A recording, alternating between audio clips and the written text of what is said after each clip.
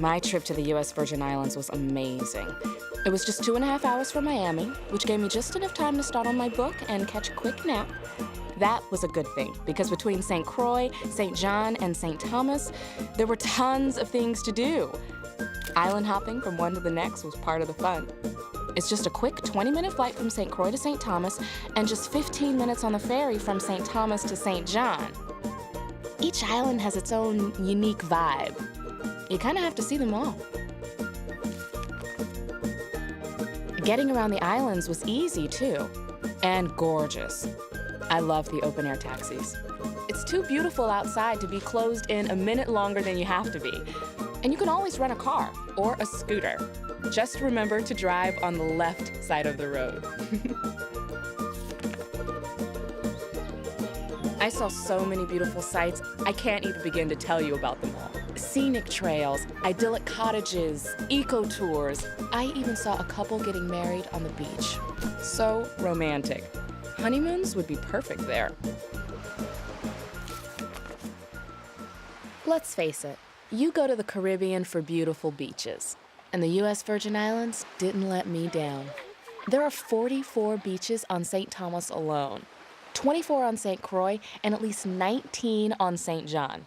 Megan's Bay on St. Thomas and Trunk Bay on St. John are in Condé Nast's top 10 beaches in the world. And just between you and me, Cheney Bay on St. Croix is one of the best kept secrets in the Caribbean. You should definitely check that one out. The culture was so rich there. I just felt it in everything.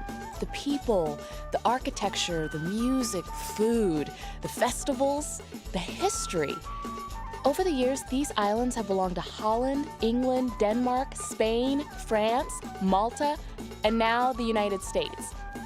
It's this great tapestry of history and beauty that just takes over all your senses. Since these amazing islands are part of America, I didn't even need a passport to visit.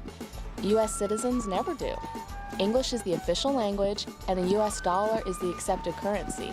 All in all, I felt right at home in paradise. I couldn't help but be fascinated by the stories that shape the island's culture. It's so breathtakingly beautiful. It's easy to see why so many explorers, pirates, kings and queens have been drawn there over the centuries. If you are into history, there are definitely some sites worth checking out, like Salt River Bay on St. Croix.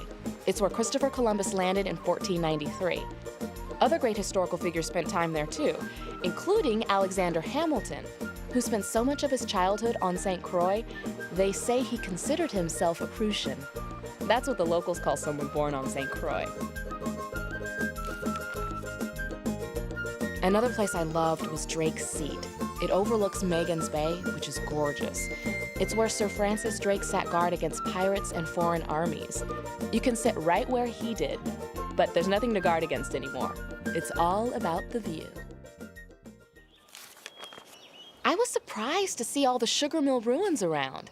Sometimes you'll see the remains of a whole sugar plantation, but mostly you'll see a lone sugar mill at the top of a beautiful hill or come across one on a trail. They're beautiful reminders that these islands were once a major source of sugar to the world. You history buffs will find loads to explore. Old slave quarters, museums, even a real rum factory. Cruzan Rum has been making rum on St. Croix for almost 250 years. And let me tell you, it's good stuff. I loved the music. Kwelbe, calypso, reggae, soca, zouk, steel pan. You hear it everywhere, especially during the festivals. I was there just in time for the VI Carnival on St. Thomas in April. But you could catch the St. John Festival on July 4th or the Crucian Christmas Festival in December on St. Croix. I loved the Moko Jumbies. They're these giant, colorful dancers on stilts. The locals told me they chase away bad spirits and bring good luck. The food on the islands is some of the best I've had anywhere. The seafood is unbelievable. I think my lobster dinner came ashore just minutes after I did. Definitely try the callaloo and the soursop ice cream. I always believe you can't really experience a place until you try the local food. Whatever you have, it's best with a refreshing rum punch to wash it all down. Okay, bottom line, scuba diving in the U.S. Virgin Islands is awesome. For beginners, experienced divers, everybody. There are reefs, underwater trails, amazing marine life, and tons of licensed scuba companies. If you're a dive fanatic like me, you don't want to miss any of it. Oh, and don't forget your underwater camera. Look at this incredible shot. On St. Croix, I filled my logbook with wall, wreck, and reef dives. Then on St. John, which is known for its low-impact diving, I saw turtles, trumpetfish, and gold-spotted eels. Then on St. Thomas, I dove a shipwreck. They have 14 of them. The diversity of a dive here is unbelievable. And I have to admit, knowing I was diving in the safety of U.S. waters was a bonus, too.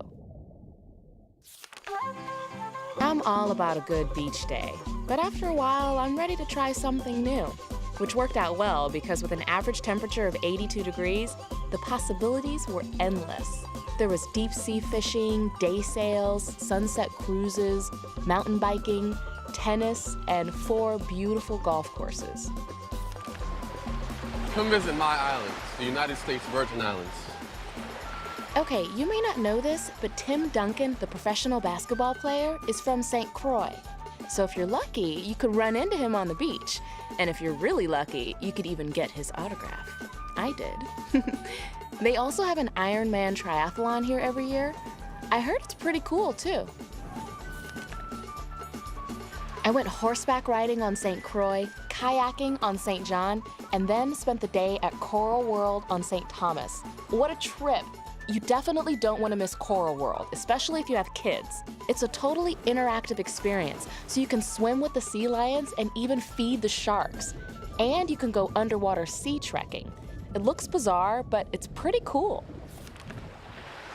Oh yeah, as you can probably tell, one of my favorite things to do was absolutely nothing. No, make that absolutely nothing with the frosty rum punch in my hand. The most inspiring part of my trip was the natural beauty of the islands, especially on St. John, where 2/3 of the island is a national park. But there are tons of ways to connect with the environment on all 3 islands. On St. John, there's a wildlife sanctuary and 22 hiking trails. On St. Croix, there's an ecological preserve, a rainforest, and a living desert. And on St. Thomas, there's a marine sanctuary and mangrove lagoon. I even saw baby sea turtles on Buck Island.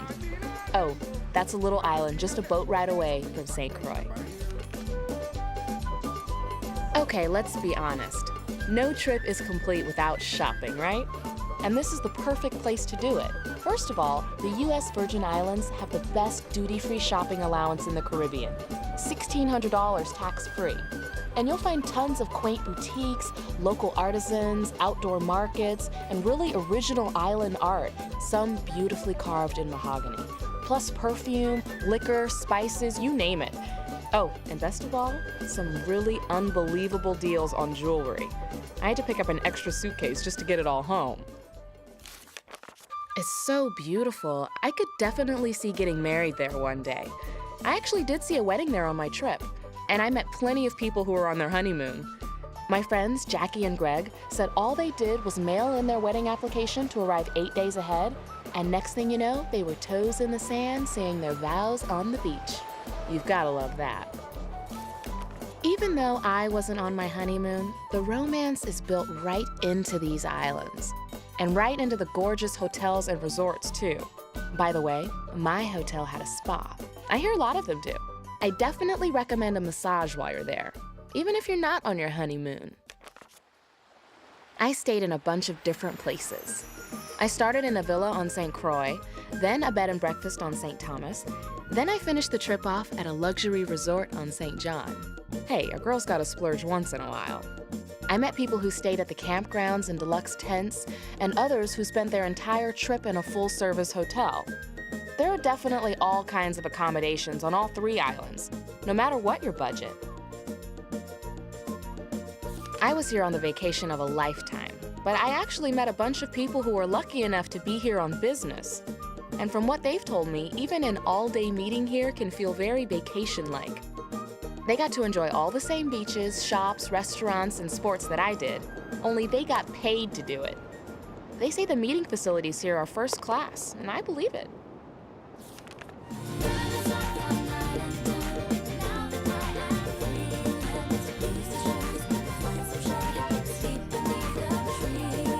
Once I got on island time, I wanted to stay there.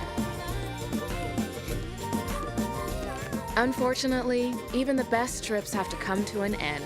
I had a great time in the U.S. Virgin Islands. I hope you find your island time too.